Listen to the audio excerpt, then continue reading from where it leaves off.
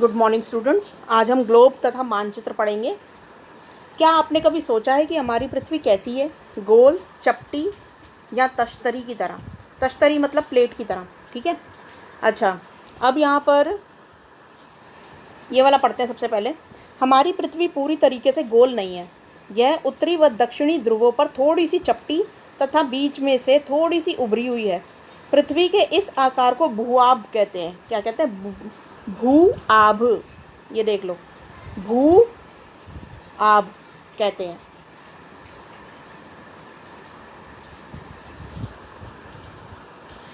लेकिन पृथ्वी का यह चपटापन उत्तर व दक्षिण ध्रुवों पर ना के बराबर है, जो कि लगभग 21 किलोमीटर है। इसलिए हमें पृथ्वी हमेशा गोल दिखाई देती है। मान लो ये पृथ्वी है, ये वाला सर्कल जो है, ये जो पीछे वाला सर्कल है, ठीक है। सॉरी, ये जो पीछे वाला है ये सर्कल है, और ये हमारी जो dot dot dot dot line है, देखो टूटी हुई रेखाओं से पृथ्वी को दिखाया हुआ है। तो ये जो टूटी हुई लाइनें हैं ये पृथ्वी है, ठीक है। तो अब अगर हम सर्कल को ऊपर से नीचे की तरफ थोड़ा दबाएंगे, मान लो एक बॉल पकड़ी हुई है आपने, और आप बॉल को ऊपर से थोड़ा सा प्रेस करोगे, थोड़ा सा दबाओगे, तो वो थोड़ा नीचे ऊपर नीचे से चपटा हो जाएगा। तो बिल्कुल ऐसी ही हमारी पृथ्वी है। ये जो डॉट डॉट डॉट डॉट लाइनें दिख रही है ना, पृथ्वी का आकार बिल्कुल वैसा है। सर्कल नहीं है, बिल्कुल भी गोला नहीं है। ये जो पृथ्वी का आकार है, ऊपर से थोड़ा चपटा है और नीचे से चपटा है। तो कितने कितने किलोमीटर चपटा है? 21 किलोमीटर ऊपर से और नीचे से, ठीक है। इसको मैं दूसरी इमेज में दिखा देती हूँ। आप इस वाली इमेज में समझिए, ये जैसे कि सर्कल हो गया, यानी कि गोला हो गया, लेकिन हमारी पृथ्वी थोड़ी सी चपटी है। तो ये पिचका हुआ गोला जैसे होता है ना, बिल्कुल वैसी है हमारी पृथ्वी, ठीक है। ऊपर और नीचे से पिचकी हुई, ध्रुवों की साइड से। तो ये है हमारी पृथ्वी। ये थोड़ा सा 23.4 डिग्री जो है एक इस वाले अक्ष पर झुकी हुई है थोड़ी पृथ्वी, ठीक है। तो जो अब मान लो ये हमारा इक्वेटर है, जो पृथ्वी को आधे भाग में बांटता है, ठीक है।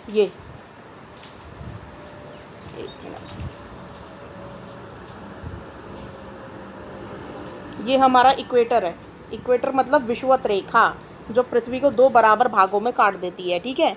ऐसे ही ऊपर से, यानी कि नॉर्थ से भी नीचे को की तरफ, यानी कि साउथ की तरफ आ रही होती है एक रेखा, जो पृथ्वी को दो बराबर भागों में ऊपर से काट देती है। मान लो ये पृथ्वी है, और उसको ऐसे भी काट दिया ऊपर से, और इस तरीके से भी काट दिया, ठीक है। तो अब इसका थोड़ा सा पढ़ते हैं हम वर्क। तो यहाँ पर लिखा हुआ है कि विषुवत ये व्यास, यानी कि हमारी पृथ्वी, जो ये वाली पृथ्वी है, इसका ये वाला व्यास जो कि वेस्ट से पूर्व की तरफ जा रहा होता है, विषुवत रेखा का जो व्यास होता है वो कितना होता है? इतना 12,756 किलोमीटर। और जो ध्रुवीय व्यास होता है, यानी कि ऊपर से लेकर जो नीचे जा रहा होता है, उसकी उस लाइन की लंबाई कितनी होती है? 12,714 किलोमीटर। अगर 12,756 में से 12,714 घटाएंगे तो कितने किलोमीटर बचेगा? 42 किलोमीटर। यानी कि हमारी जो दोनों एक्सिस का अंतर है, परिधि का, व्यास का, या कह लो गोलाई का अंतर है, वो कितना? गोलाई का अंतर कितना है? 42 किलोमीटर, ठीक है। तो अब यहाँ पर देखते हैं, ग्लोब के बारे में समझाया हुआ है। ग्लोब पृथ्वी का लघु रूप में एक वास्तविक प्रतिरूप है। ये पृथ्वी का एक प्रतिरूप है, ठीक है। ग्लोब विभिन्न आकार के व प्रकार के हो सकते हैं, जैसे कि पॉकेट में रखने वाला ग्लोब, गुब्बारे वाला ग्लोब, बहुत बड़े आकार वाला ग्लोब। ग्लोब पर देशों, महाद्वीपों, महासागरों व उनकी सही आकार में दिखाया जा सकता है, ठीक है।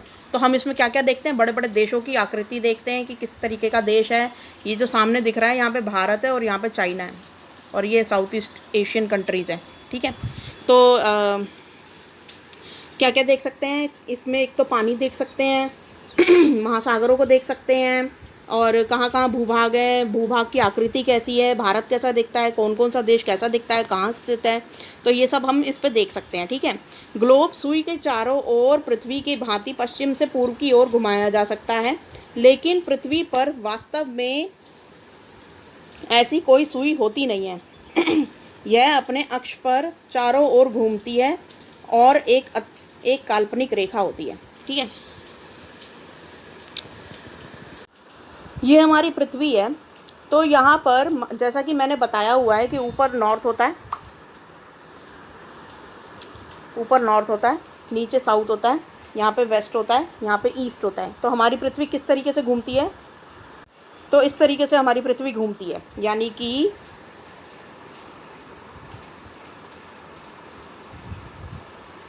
वेस्ट से ईस्ट की तरफ, ठीक है।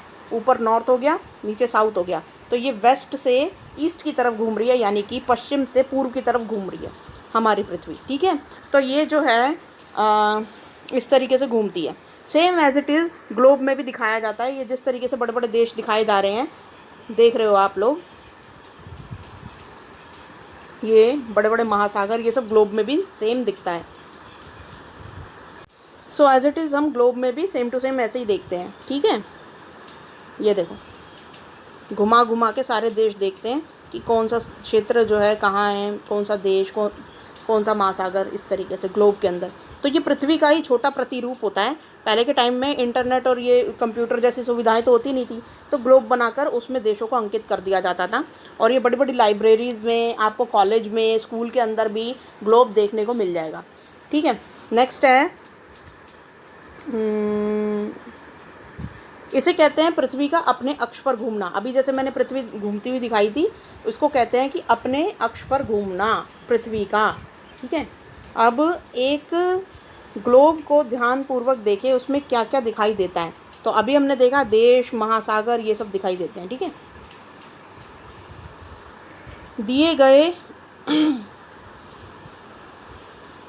दिए हुए संकेतों से विभिन्न आधार पर पृथ्वी तथा ग्लोब में अंतर बताइए। अब यहाँ पे पृथ्वी और ग्लोब के अंदर अंतर बताना है।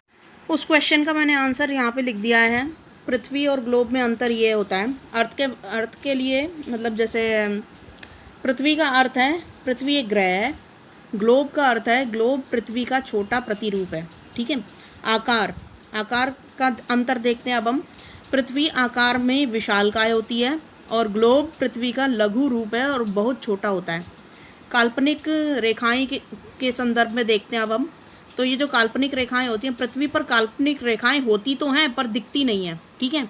और यहाँ पर ग्लोब का, यहाँ पे देखो, ग्लोब पर काल्पनिक रेखाएं अंकित की जाती हैं, जैसे मकर रेखा, कर्क रेखा और विषुवत रेखा, ठीक है। तो ये सब ग्लोब पर अंकित होता है, मतलब बनाकर दिखा दी जाती हैं ये रेखाएं ग्लोब के ऊपर। सो ये है अंतर, लिख लेना भाई। नेक्स्ट अब हम इससे आगे पढ़ते हैं। ये ग्लोब के बारे में बता रखा है और मानचित्रों के बारे में बता रखा है।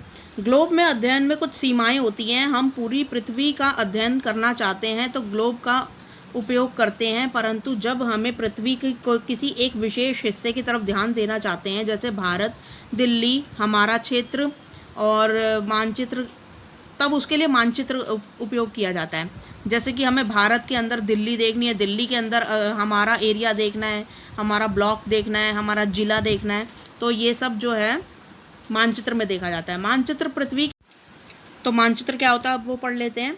मानचित्र पृथ्वी की सतह या इसके एक भाग का चपटी सतह पर खींचा गया एक चित्र होता है।